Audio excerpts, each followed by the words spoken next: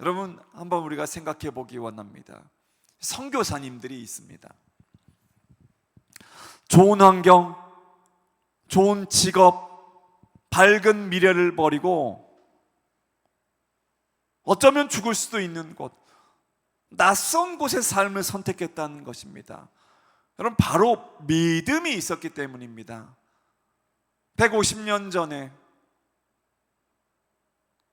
130년 전에, 100년 전에 이 대한민국 조선에 왔었던 선교사들, 여러분, 그들은 20대에 젊고 전도 유망한 청년들이었습니다. 30대도 있었습니다. 근데 젊은 청년들이 미국에서 기도회 가운데 놀라운 부흥을 경험하고 그들의 심령이 이제 복음을 증거하지 않으면 안 되는 것이에요. 그들이 기도하면서 어디에 가서 복음을 전할지, 어디에 가서 선교할지 기도하다가 저 아시아에 가장 못 살고 가장 더럽고 가장 비위선적인 나라가 하나 있는데 그것이 조선이라는 사실을 발견하게 됩니다. 그 나라는 기독교인이 아무도 없고 그 나라는 불교와 유교와 우상숭배와 온갖 추술과 정령이 가득한 나라라는 것입니다. 그 옆에 일본은 신식 교육을 받아서 근대화를 이루어가고 있지만 조선이라는 나라는 거들떠보지도 않는 나라, 아무도 찾지 않는 나라였습니다. 그런데 미주에서 그 20대의 청년들이 내가 그곳에서 복음을 전하고 내가 그곳에서 예수 그리스도를 증언하고 내 삶을 하나님께 드리리다, 내 삶을 전부 주님 앞에 드리겠습니다라고 기도하고 그 조선으로 가게 됩니다. 그래서 많은 사람들이, 청년들이 그곳에서 순교합니다. 그곳에서 어떻게 해요? 죽게 됩니다. 여러분,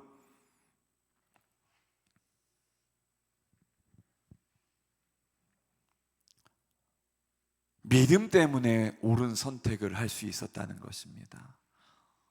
그들이 포기해야 할 것을 포기하고 선택해야 할 것을 선택했기 때문에 그들의 이름은, 아니, 그들은 지금 천국에서 하나님 보좌 가까운 곳에서 놀라운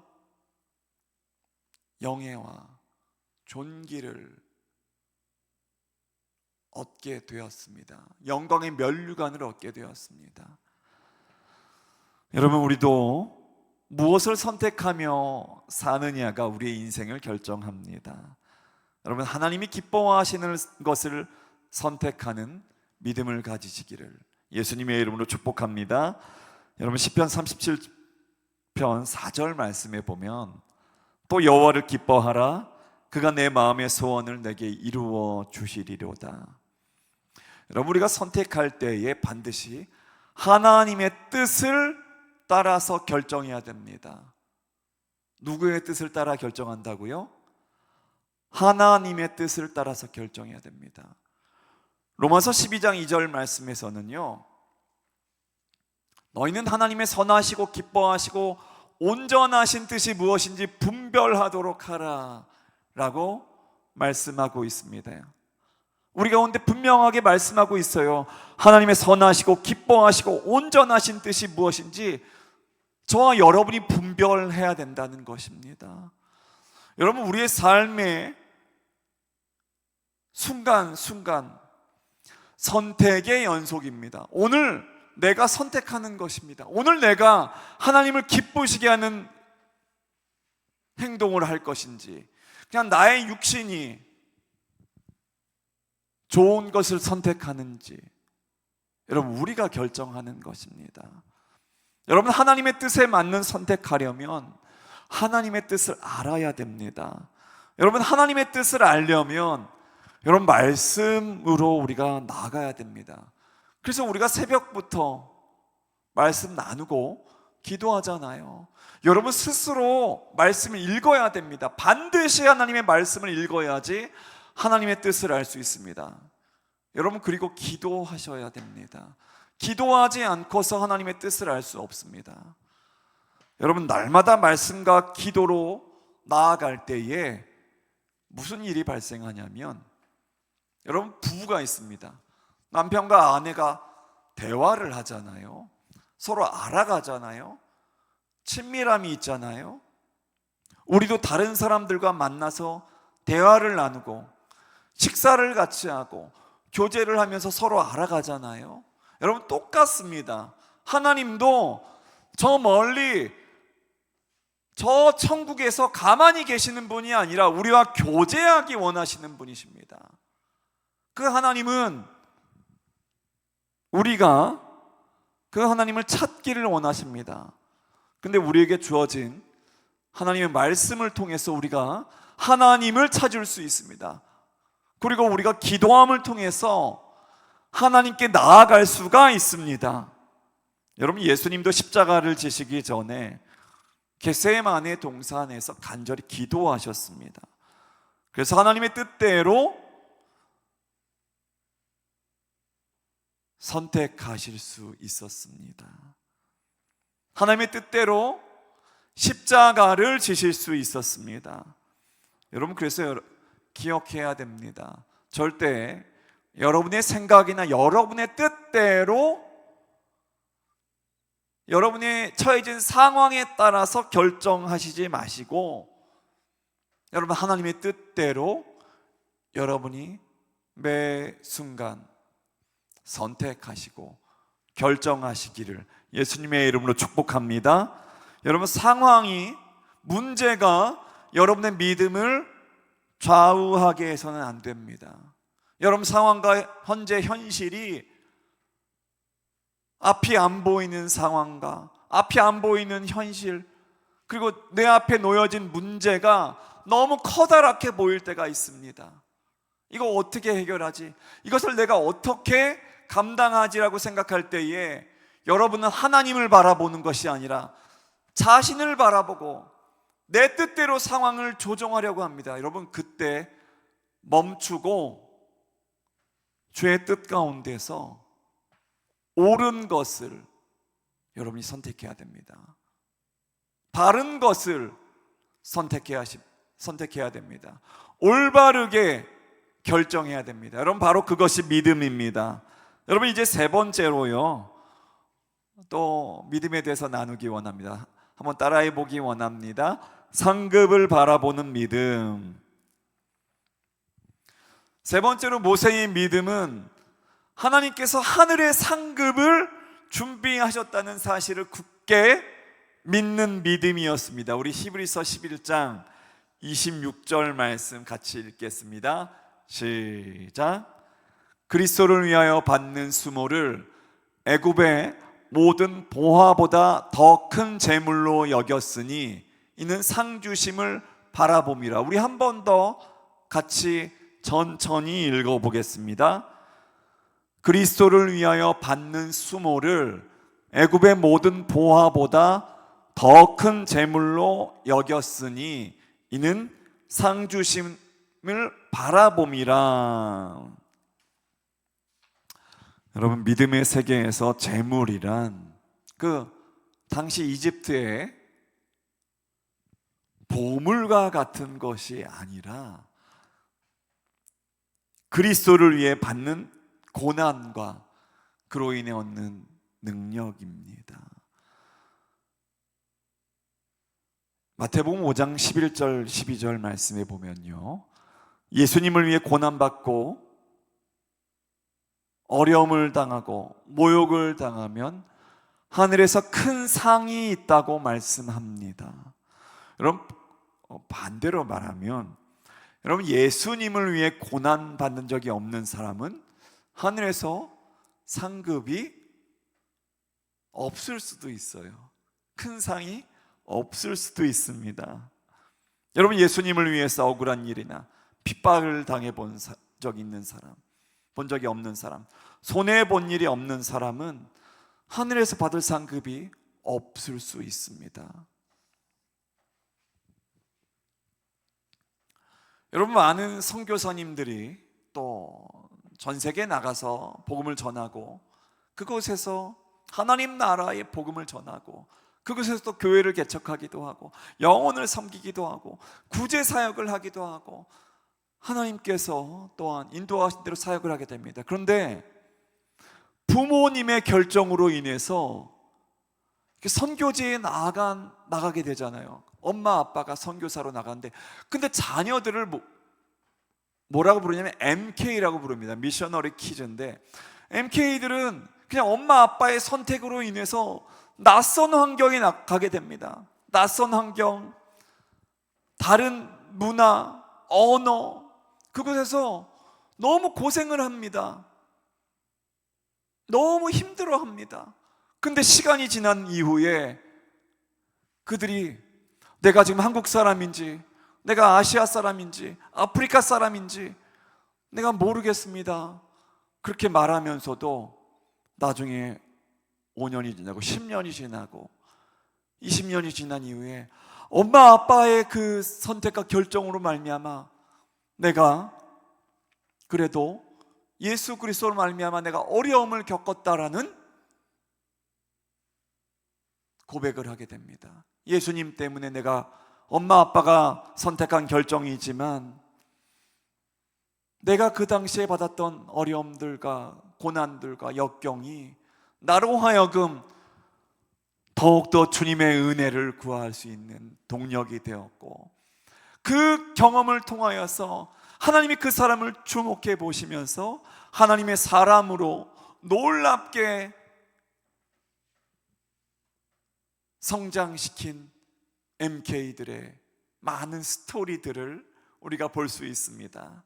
제가 오늘 더 구체적으로 본 기사가 있습니다. 저희 아프리카 가나의 선교사의 자녀, 그러니까 MK로 자란 한 명의 선교사의 이야기입니다. 엄마 아빠를 따라서 아프리카 가나에 가서 거기서 자라면서 문화를 익히고 언어를 익히며 그곳에서 대학을 다니고 고등학교 때 왔다고 합니다. 비즈니스를 하게 됩니다. 그래서 그곳에서 IT 회사를 창업하게 됩니다. 그리고 그 아프리카 현지에서 비즈니스를 통해서, 사회개발을 통해서, 또 교육을 통해서 사람들을 유익하게 하는 일을 그가 감당하게 됩니다. 아프리카에 간 이후에 한 30년이 흘러서 지금 40대 중반밖에 안 된 선교사의 자녀고 선교사인데, 그가 주한 가나 대사로 오게 된다는 기사를 보게 되었습니다. 선교사의 자녀가 한국에 대사로 오게 된다는 것입니다. 아프리카 가나란 나라의 대사로 오게 된다는 것을 보게 되었습니다.